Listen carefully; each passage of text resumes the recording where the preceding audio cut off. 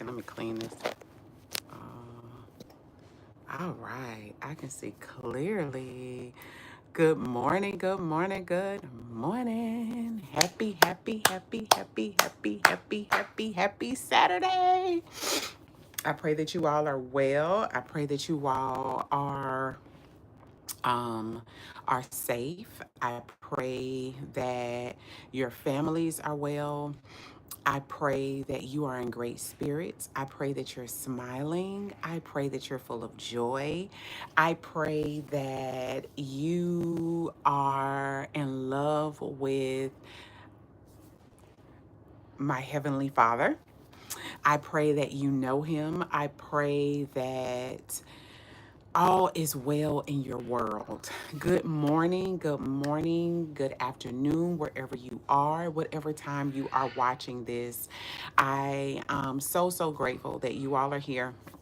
If you're watching this on replay, make sure you type in hashtag replay so that I'll know who's watching this on replay. I always love to know who comes back to watch the videos. And it really helps me to identify how I can help and support people more, and it helps me to measure what it is that I am doing. One of the things that I'm understanding on my journey through entrepreneurship in my personal growth is that we just don't want to just do things. We just don't want to just put content out there. We just don't want to just sell stuff, right? We just don't want to just offer services. We just don't want to say things. We want to make sure that, and you want to make sure, and this is just a tip for you as you progress in entrepreneurship, start your business, move in your purpose, that you measure what it is that you're doing, that whenever you do a video, that you go back and you see how many people watched it, not just that, how long they watched it. And one of the things that I have observed is that you can go back and see at what point people stopped watching it, right?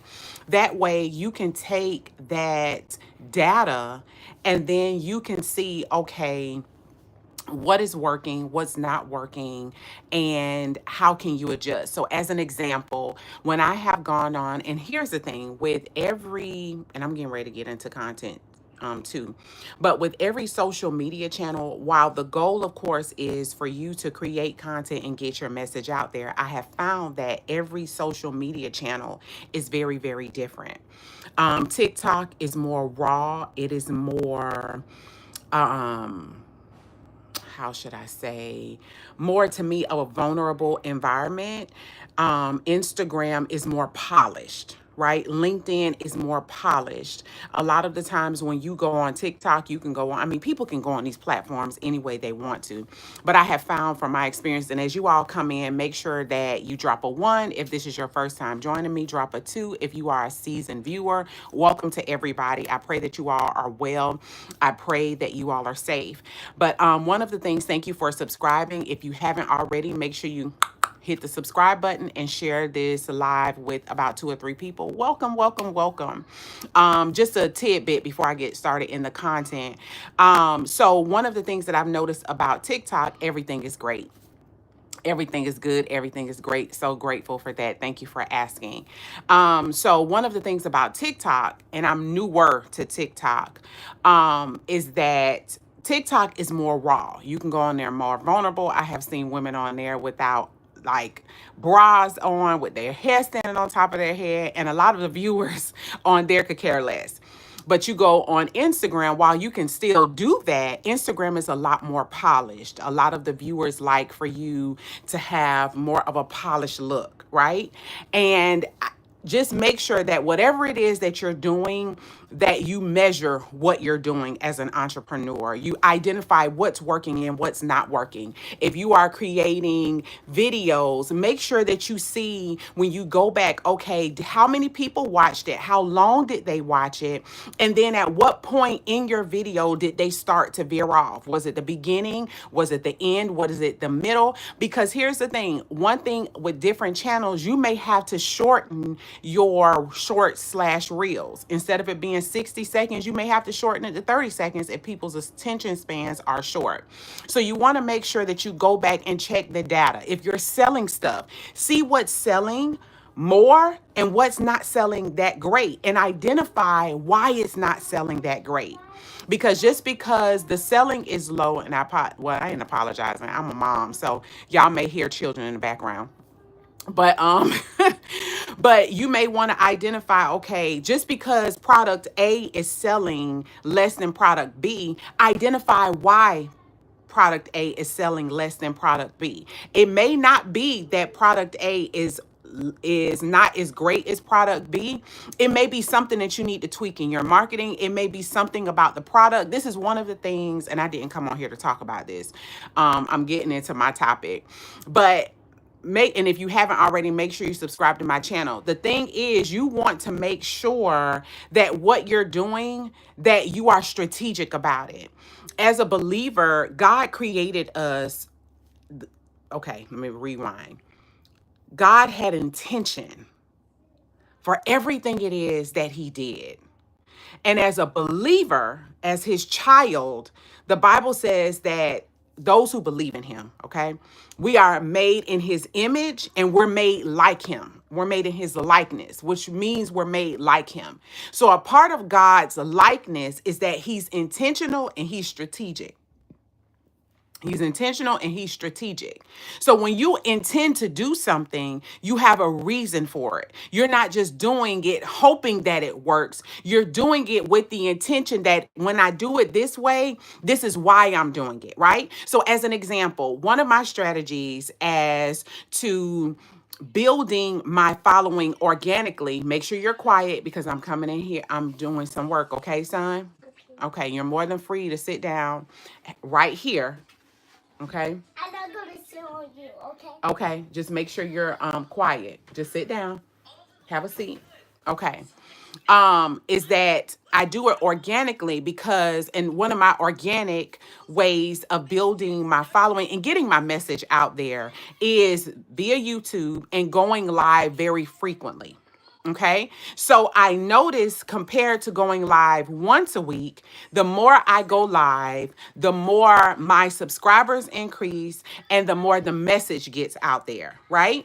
So you want to have intention on everything it is that you're doing. So for those of you all who don't know me, and I know I've been talking for about 7 minutes and y'all may not know me, but hey, welcome to my channel. I am Dr. JaNee Mobley. I'm affectionately known as Dr. JaNee.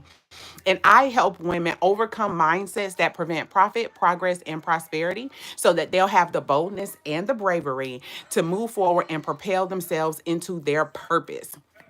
So today I want to share with you all, if you haven't already, make sure you subscribe to my channel. Also click the link below to get your free gift of the 5 mistakes that women make that prevent them from profiting from their purpose. So today I want to talk to you all about the keys, one of the greatest keys that I believe to personal growth.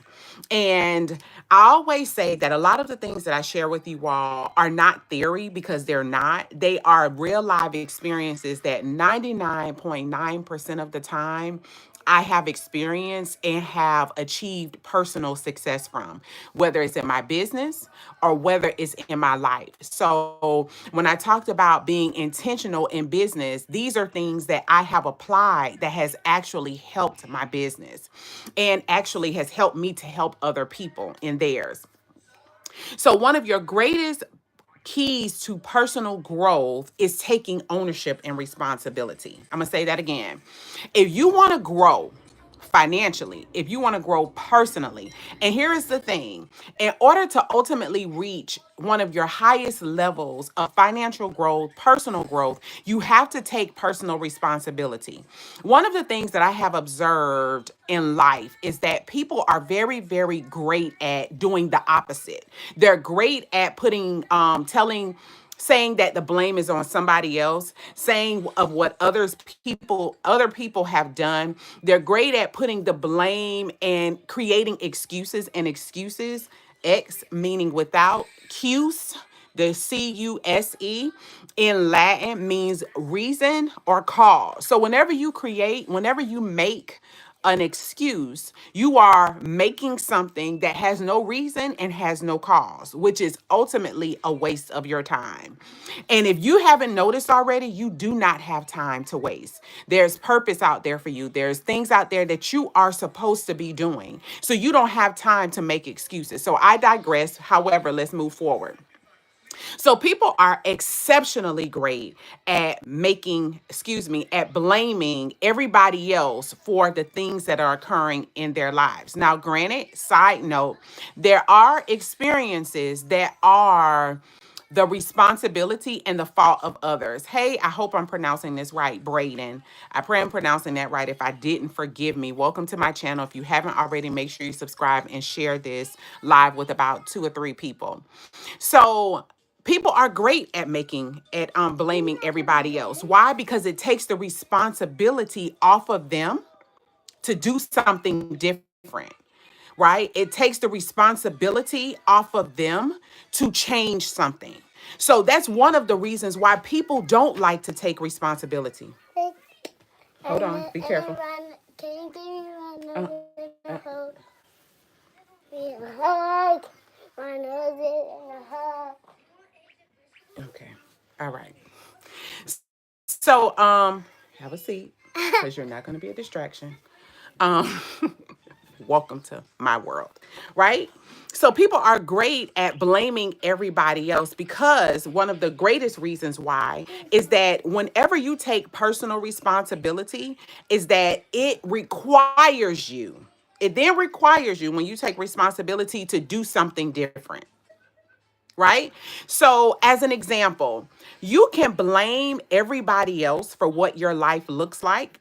And here's the thing, when you blame everybody else, then it requires in your mind for everybody else to do something about what your life looks like.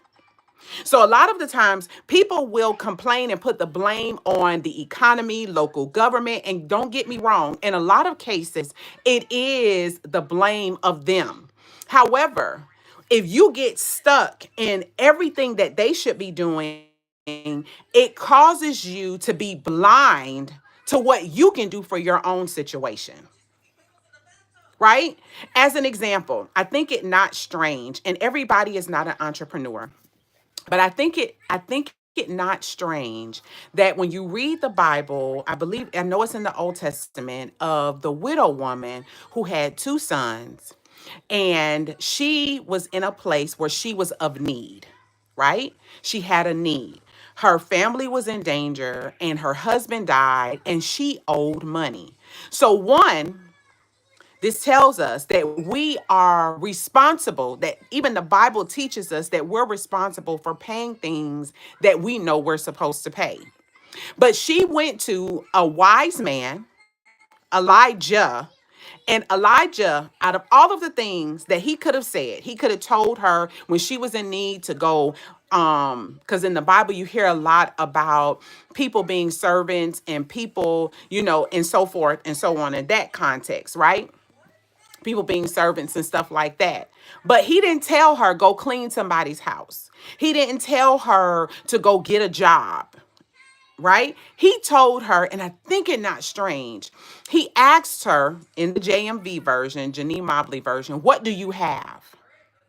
So in other words, he told her to go start a business. He didn't say go work for somebody else. He asked her what she had.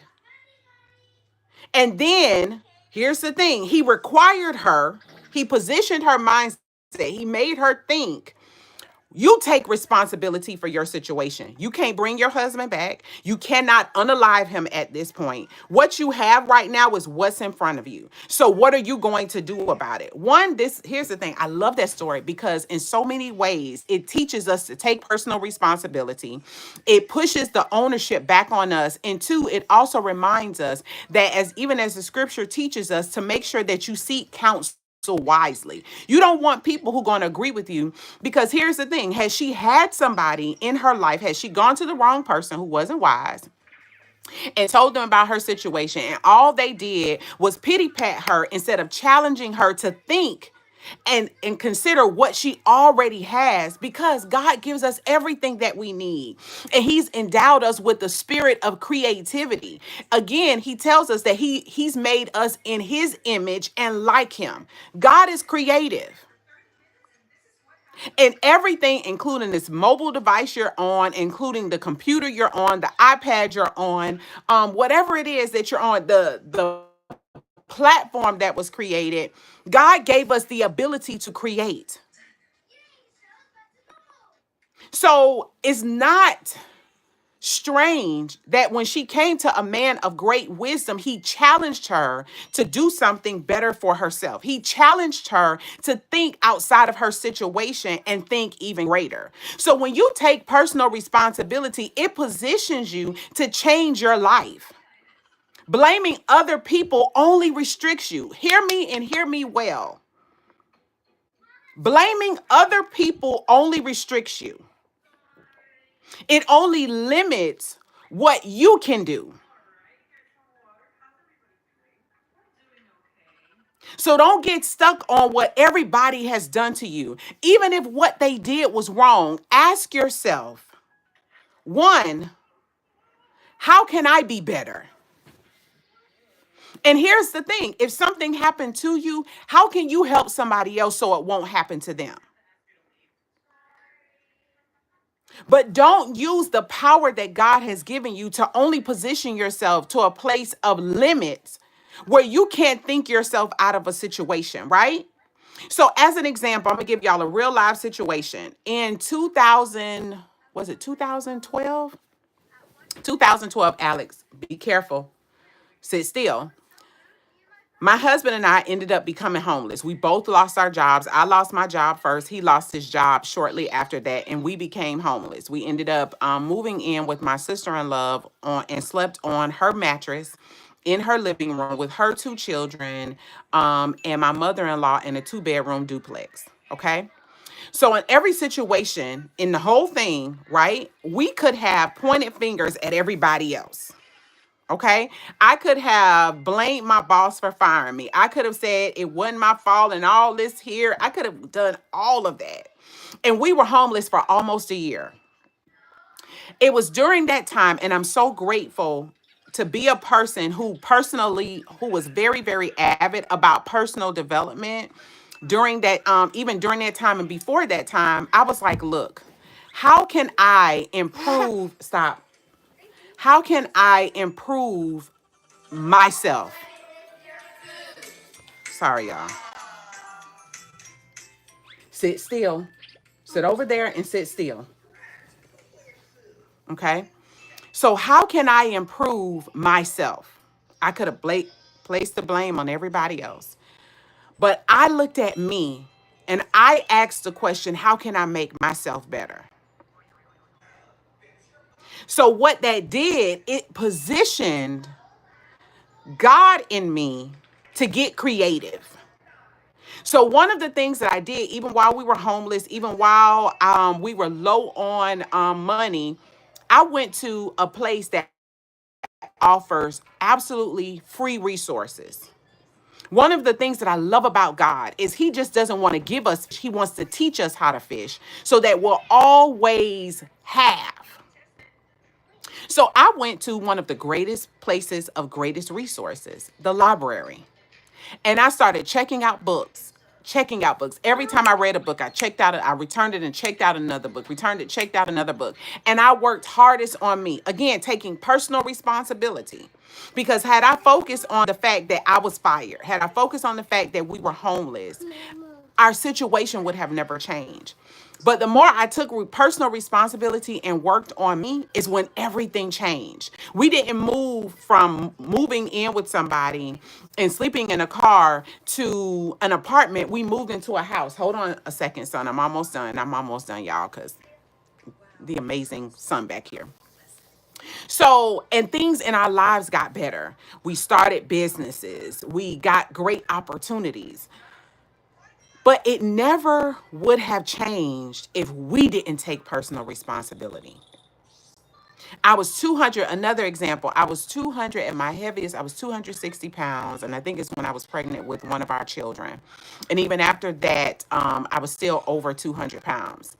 And I could have blamed everybody. I could have blamed carrying children as being the reason why I had gained so much weight. But I said, no, I'm going to take personal responsibility. I ultimately ended up losing over 50 pounds. Why? Because I took personal responsibility.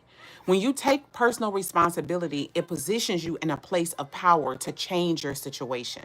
But when you're always blaming everybody else, it limits what you can do for your own life.